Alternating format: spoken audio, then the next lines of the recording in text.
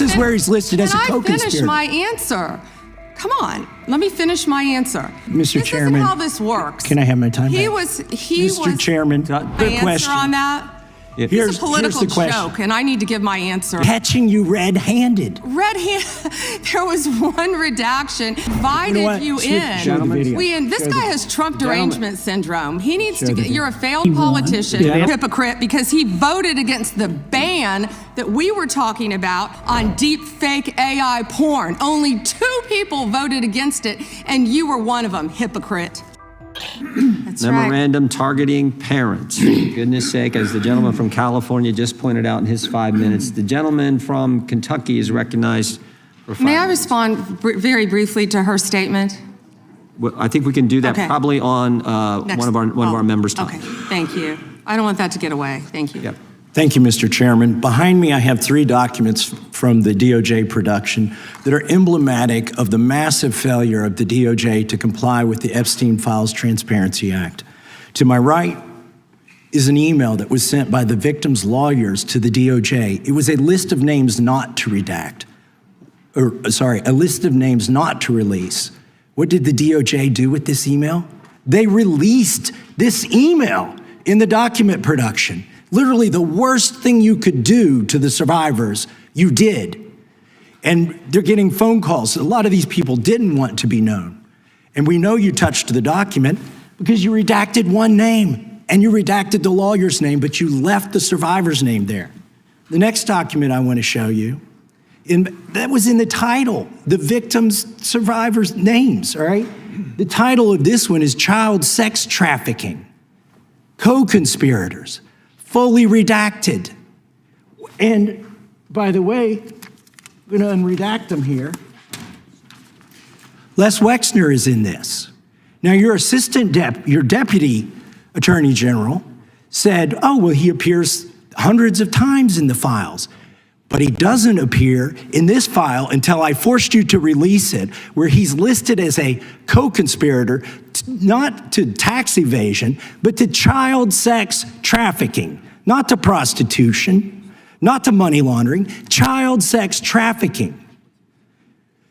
And then finally, what we have here is the third exhibit that I have is emblematic of the FD 302 release. These are the documents that we need that you're holding on to and over-redacting because they have the names of the men who are implicated. How do we know? Because the survivors gave testimony to the FBI, and it's in there. And what happens when you go to the portal at the DOJ to look at what's behind this redaction? Another redaction. So we can't even see them. And then there's some of these files you've pulled down from the website that we will never see because we can't search the redactions. So I have several questions for you. Who's responsible? Are you able to track who in your organization made this massive failure and released the victims' names? Are you able to track who it was that obscured Les Wexner's name as a co-conspirator in an FBI document? Do you have that kind of accountability? I believe Wexner's name was listed more than 4,000 times. Yeah, I already told you that. This is where he's listed as a co-conspirator. Can I finish my answer? Come on, let me finish my answer. We corrected that within 40 minutes. He was already, you're acting like everybody's trying to cover up Wexner's name. Reclaiming my time. I'm going to answer this question. Reclaiming my time. Mr. Chairman. This is how this works. Can I have my time back? Mr. Chairman. The gentlelady can give her answer. The time belongs to the gentleman from Kentucky. All right, I'm reclaiming my time. Can I give my answer? So I'm going to put the language of the bill up on the screen. Chairman, may I give my answer on that?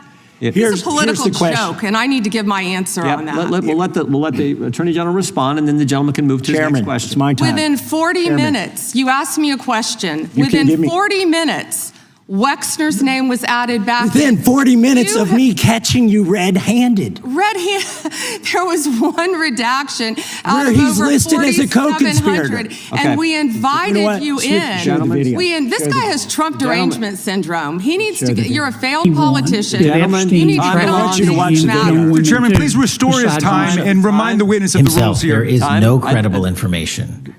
None. If there were, I would bring the case yesterday that he trafficked to other individuals. Is that your position as well? My position is any victim who comes forward, of course, we would love to hear from them. 1-800-CALL-FBI.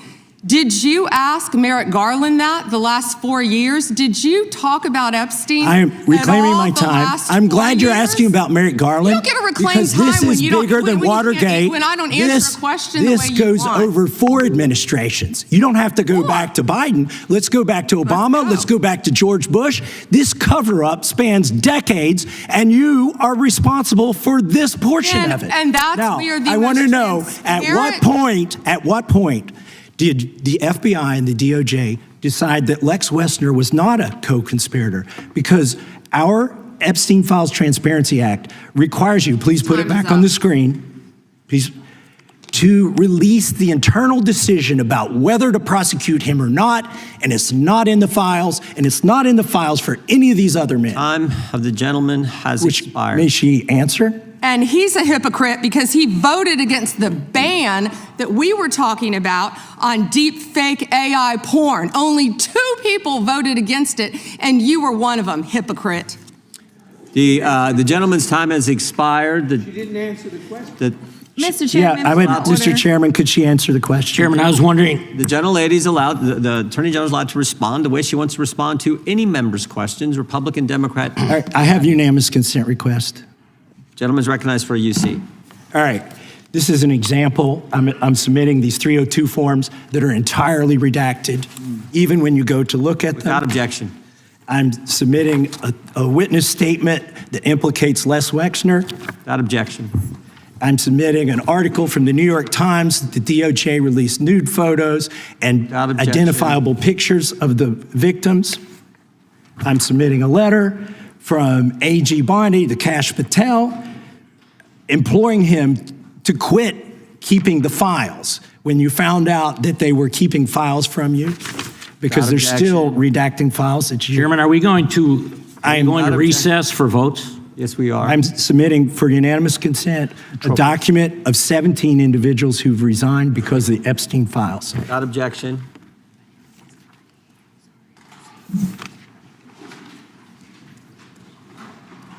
Just want to check on how much time we have left in votes, but one thing I've learned here of late that they'll wait on us.